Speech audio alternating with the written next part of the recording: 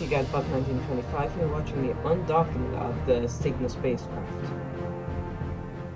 So yeah. Good day from the International Space Station Flight Control Room at the Johnson Space Center in Houston. 72 hours ago, a European cargo ship arrived at the International Space Station, and today, just 3 days later, a U.S. commercial cargo ship will depart.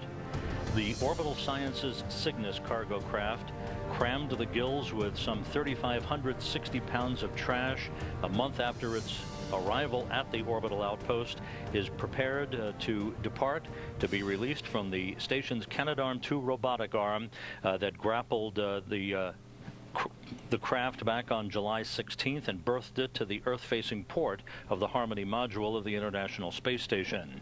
Earlier this morning, the Cygnus craft being monitored by flight controllers here in Houston under the direction of Flight Director Brian Smith, who is on console at this hour in the center of your picture, joined on console to his right by spacecraft communicator Mark Vandehei and Flight Director Judd Freeling to Smith's left on the far right of your picture. This flight control team working in tandem with Orbital Sciences flight controllers at the Orbital Sciences Flight Control Room in Dulles, Virginia, outside Washington, D.C. All of these flight controllers monitoring the systems of the Cygnus craft as it prepares to depart the International Space Station for a fiery re-entry back into Earth on Sunday morning. The Cygnus was unbolted earlier this morning at about 3:45 a.m. Central Time as NASA flight engineer Reed Wiseman, operating from the Cupola robotics workstation, sent on a laptop computer a series of commands to unbolt 16 bolts that had held Cygnus in place since its arrival back on July 16th. Once it was unbolted, Alexander Gerst, the European Space Agency flight engineer working in tandem with Wiseman from the Cupola, then maneuvered the Canadarm2 to detach Cygnus from the Earth-facing port of the Harmony module, the actual unberthing occurring at 4:14 a.m. Central Time. At that point, Gerst handed over the robotic chores to the robotics controller under the call sign of Robo here in the flight control room at the Johnson Space Center in Houston. The Robo, Troy McCracken, then sent remote commands to maneuver Cygnus to its release position where it currently resides. Cygnus will be released on time just 22 minutes from now at 5:40 a.m. Central Time. Once Cygnus is released, about a minute after its release, the arm will back away from the cargo craft, and a departure burn will be initiated of about 2 minutes in duration. That burn of Cygnus's thrusters will enable Cygnus to depart the vicinity of the International Space Station, first exiting what is called the keep-out sphere.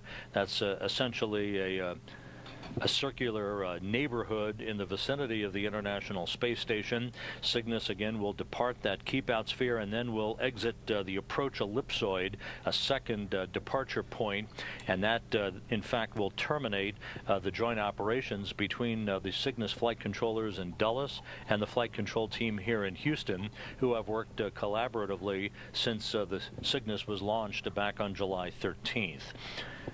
Cygnus will be deorbited on Sunday morning, as we mentioned earlier. At the time of the deorbit burn on Sunday, Cygnus will be some 342 miles behind the ISS, some 15.5 miles below the International Space Station. It's a fiery breakup into the Earth's atmosphere to be documented by the crew on board the International Space Station, as well as through external cameras on the station to essentially provide a dress rehearsal of the imagery exercise expected to be provided when the European automated transfer vehicle, the Georges Lemaitre, is deorbited in January, an exercise that the European Space Agency is involved in to collect engineering data and to understand the technical characteristics of a breakup better for when the International Space Station itself is deorbited in the decades ahead.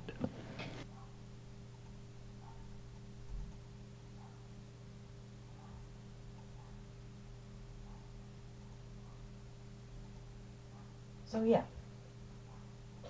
I'm just thinking what to talk about. Cygnus, which is about to complete its mission at the International Space Station, began its flight back on Sunday, July 13th, when it was launched from the Wallops Flight Facility and the Mid-Atlantic Regional Spaceport in Wallops Island atop an Antares rocket that lifted off on Sunday afternoon, July 13th, from the Wallops launch pad. It reached orbit less than 10 minutes later, and Antares performed flawlessly in delivering Cygnus into its preliminary orbit on a 3-day rendezvous to the International Space Station that culminated with its capture by Steve Swanson, the Expedition 40 commander, who was at the controls at the robotics workstation in the cupola back on July 16th to capture and to berth Cygnus onto the Earth-facing port of the Harmony module. Today, those robotic chores are in the hands of Alexander Gerst, backed up by Reed Wiseman, who will take over the robotic commanding of the actual release of the snares on the end effector of the Canadarm2, with a release scheduled just under 19 minutes from now at 5:40 a.m. Central Time.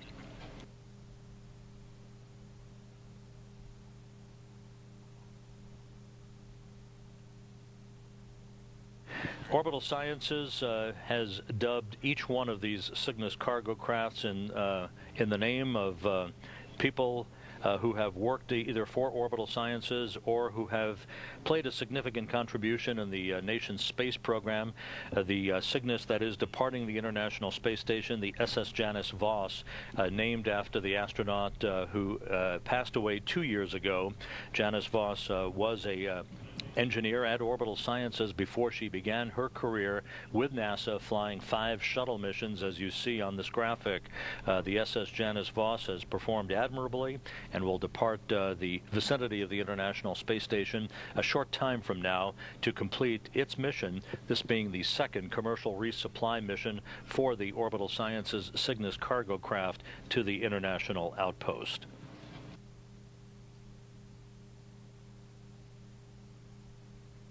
A very busy time at the International Space Station, as mentioned at the top of our broadcast. The Georges Lemaitre, the automated transfer vehicle from the European Space Agency, completed a 2-week transit from its launch site at Kourou, French Guiana, back on July 29th, arriving at the International Space Station for an automated docking to the aft port of the Zvezda service module on Tuesday. Now, just 3 days later, Cygnus will depart, its mission complete, loaded with trash. Cygnus having delivered some 3,300 pounds of supplies and experiments to the International Space Station, including a series of nanosatellites that will be deployed from the airlock and the Kibot module of the International Space Station for a variety of scientific disciplines and institutions beginning next week. Cygnus now loaded with more than 3,500 pounds of trash, and as we said earlier, will burn up in the Earth's atmosphere on Sunday morning following its deorbit burn that will take place. Actually, a series of burns. One is called a DDV burn, a descent delta velocity burn, to initiate the lowering of Cygnus's orbit.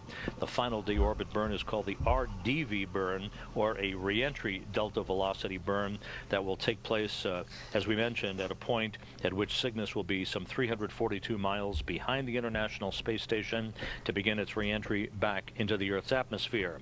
At entry interface, where the first sensible traces of the Earth's atmosphere will begin to interact with the Cygnus cargo craft, Cygnus will be about 200 miles below the International Space Station and will begin its breakup shortly thereafter at about 8:11 a.m. Central Time on Sunday morning. Monitoring.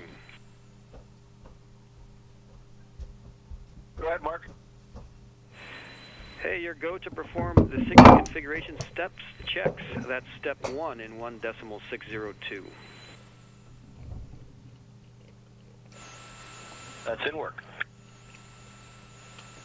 That call up from spacecraft communicator Mark Vandehei here in Mission Control to Reed Wiseman in the cupola of the International Space Station. The configuration steps are the final commanding steps for the release of Cygnus and then the monitoring of its departure out of both the keep-out sphere, essentially the close-in neighborhood area between Cygnus and the International Space Station, and ultimately the approach